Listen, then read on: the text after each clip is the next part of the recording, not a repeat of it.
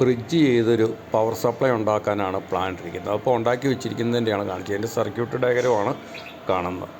അപ്പോൾ തുടർന്ന് നമുക്ക് നോക്കാം. ഇന്നൊരു റെഗുലേറ്റർ പവർ സപ്ലൈ ഉണ്ടാക്കാനായിട്ട് പോവുകയാണ്. അതിന് വേണ്ടിയിട്ടുള്ള സാധനങ്ങളൊക്കെയാണ് ഇരിക്കുന്നത്. ഈ സാധനങ്ങളെക്കുറിച്ച് പറഞ്ഞു കഴിഞ്ഞാൽ ഇത് എൻ്റെ പ്രൈമറി ഇത് കറണ്ട് വരുന്നൊരു ഭാഗമാണ്. 230 വോൾട്ട് വരെ വരുന്നതാണ്. ഇത് പ്രൈമറി എന്ന് പറയും, 230 വോൾട്ട് വരുന്നത്. ഇതിന് പുറത്തേക്ക് വരുന്ന സപ്ലൈ ആണ് ഈ കാണുന്നത്. ഇത് സെക്കൻഡറി എന്ന് പറയും. ഇത് 12 വോൾട്ട് AC തന്നെയാണ് പുറത്തേക്ക് വരുന്നത്. അത് DC ആക്കുന്നതിന് വേണ്ടിയിട്ടുള്ള സാധനങ്ങളാണ്. ഇതിന് വേണ്ടിയിട്ട് നമ്മൾ ആദ്യമായിട്ട് ഉപയോഗിക്കുന്ന ഡയോഡ്.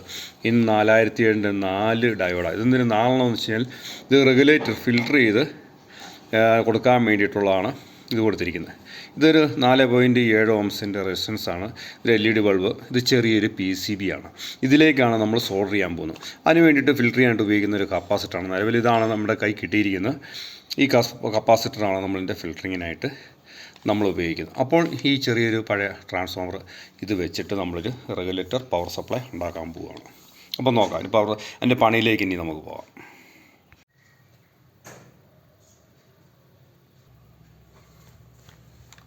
അപ്പോൾ നമ്മൾ ആദ്യമായിട്ട് ഇതെന്ത് ചെയ്യണമെന്ന് വെച്ചാൽ ഇത് ചെറിയ PCB ആണ്. ഈ PCBയിലേക്ക് 4007 ഡയോഡ് ഇങ്ങനെ കൃത്യമായിട്ട് ഇതിങ്ങനെ മടക്കി ഇതിനകത്തേക്ക് ഇങ്ങ് കയറ്റുക. ഇതിങ്ങനെ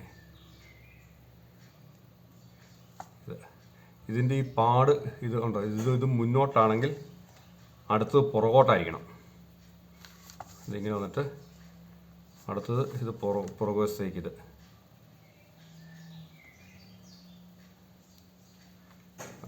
ഇതിങ്ങനെ ഇരിക്കണം. അടുത്തത് വീണ്ടും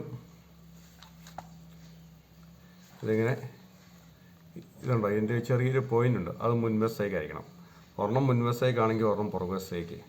അങ്ങനെ മുന്നിപ്പുറകിലായിട്ട് ഇതിങ്ങനെ എടുക്കണം.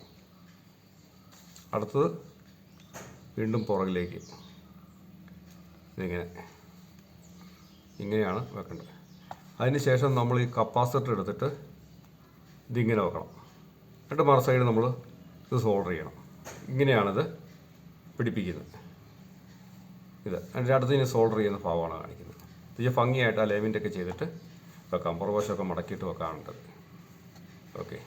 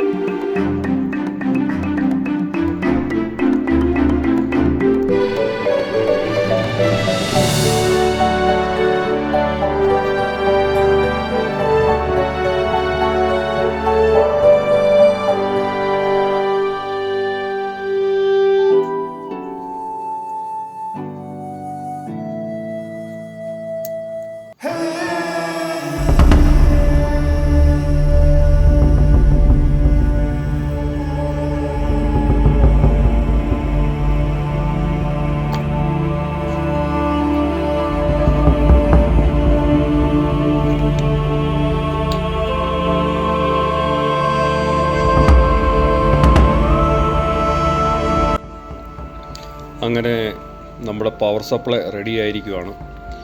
ഈ രീതിക്കാണ് നമ്മൾ ഫിറ്റ് ചെയ്തിരിക്കുന്നത്. ഇതിപ്പോൾ നമ്മൾ സപ്ലൈ ഊരിയിട്ടെങ്കിലും കപ്പാസിറ്ററിനകത്ത് നിൽക്കുന്ന കറണ്ട് കൊണ്ടാണ് ഇത് നിലവിൽ കത്തിക്കൊണ്ടിരിക്കുന്നത്. ഇതുണ്ടോ, അതുകൊണ്ടാണ് കത്തിക്കൊണ്ടിരിക്കുന്നത്. ഇതിൻ്റെ പുറകിൽ ഇത് നമ്മൾ PCB വാങ്ങിച്ച് അതിൻ്റെ പുറകിലാണ് നമ്മൾ സോൾഡർ ചെയ്തെടുത്തിരിക്കുന്നത്. ഇതാണ് കറണ്ടിൻ്റെ കണക്ഷൻ. ഇതിങ്ങനെ വന്നിരിക്കുന്നത്. അപ്പോൾ ഇങ്ങനെയാണ് നമ്മളത് ചെയ്തിരിക്കുന്നത്. ഇങ്ങനെ നമുക്ക് ഇതാണ് റെഗുലേറ്റഡ് പവർ സപ്ലൈ.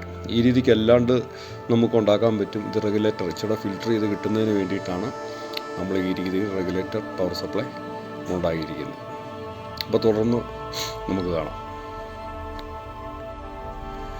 ഇതിലിപ്പം നമ്മൾ കാണിക്കുമ്പോഴത്തേക്ക് വരുന്ന വോൾട്ടേജ് ഇതിലൊന്ന് ശ്രദ്ധിക്കുക. വോൾട്ടേജ് നമ്മൾ റെഗുലേറ്റർ IC, അതായത് 7812 എന്നുള്ള IC വെക്കാതെ വരുന്ന വോൾട്ടേജ് കാണിക്കും. ഇത് 12 വോൾട്ടിൻ്റെ ട്രാൻസ്ഫോമറാണ് നമ്മൾ ഉപയോഗിക്കുന്നത്. അപ്പോൾ അതിൽ നമുക്കൊന്ന് നോക്കാം. ഇത് കണ്ടോ, 15.60 വോൾട്ടാണ് നമുക്ക് ഔട്ട്പുട്ട് ഇതിൽ വരുന്നത്. അപ്പോൾ നമുക്ക് ഈ 12 വോൾട്ടിൽ കൂടുതൽ വന്നാൽ ഫ്യൂസായി പോകുന്ന ഉപകരണങ്ങളോ വല്ലതും ഉണ്ടെന്നുണ്ടെങ്കിൽ നമ്മൾ അങ്ങനെ കൊടുക്കാൻ പാടില്ല, റെഗുലേറ്റർ കൊടുക്കാൻ പാടില്ല. അതിന് വേണ്ടിയിട്ട് നമ്മൾ ഈ കാണുന്ന റെഗുലേറ്റർ IC പവർ സപ്ലൈയുടേത് 7812 എന്നുള്ള IC ആണ് നമ്മൾ ഉപയോഗിക്കുന്നത്. അതിൽ നമുക്ക് വോൾട്ട് ഒന്ന് ചെക്ക് ചെയ്യും. അതിൽ നിന്നുള്ള വേരിയേഷൻ നമുക്കൊന്ന് കാണാനായിട്ട് പറ്റും.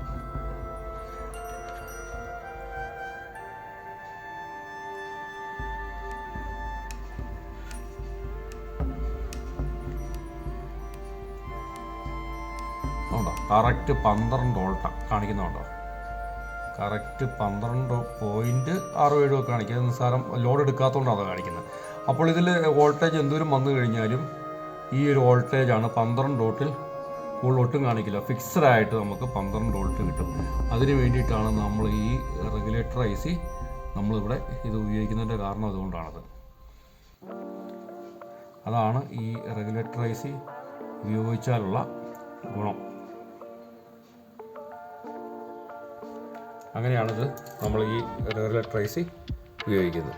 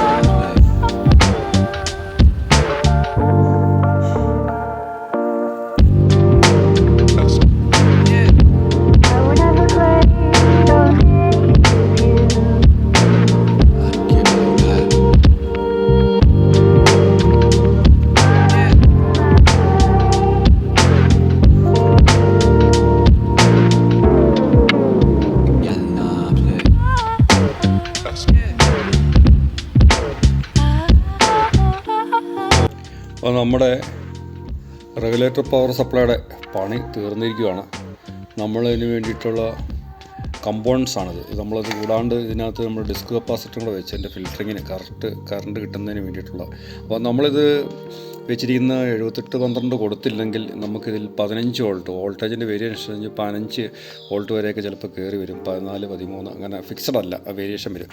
അപ്പോൾ ഫിക്സഡായിട്ട് കിട്ടുന്നതിന് വേണ്ടിയിട്ടാണ് നമ്മൾ ഈ ഒരു IC വെച്ച് കൊടുത്തിരിക്കുന്നത്. ഇത് വെച്ച് കഴിഞ്ഞാൽ ഇതിൻ്റെ ഔട്ട്പുട്ടിൽ 12 വോൾട്ട് മാത്രമേ വരുള്ളൂ. അതിൽ കൂടുതൽ ശകലം പോലും കൂടത്തില്ല. അപ്പോൾ നമ്മൾ ഇതുമായിട്ട് കണക്ട് ചെയ്യുന്ന ഉപകരണങ്ങൾ കേടായി പോകാതിരിക്കാനായിട്ട് ഇത് സഹായിക്കും. അതാണ് ഈ ഒരു സർക്യൂട്ടിൻ്റെ പവർ സപ്ലൈ സർക്യൂട്ടിൻ്റെ ഒരു പ്രത്യേകത. ഈ വീഡിയോ കമൻറ്റ് ചെയ്യാം, സബ്സ്ക്രൈബ് ചെയ്യാം, ലൈക്ക് ചെയ്യട്ടോ.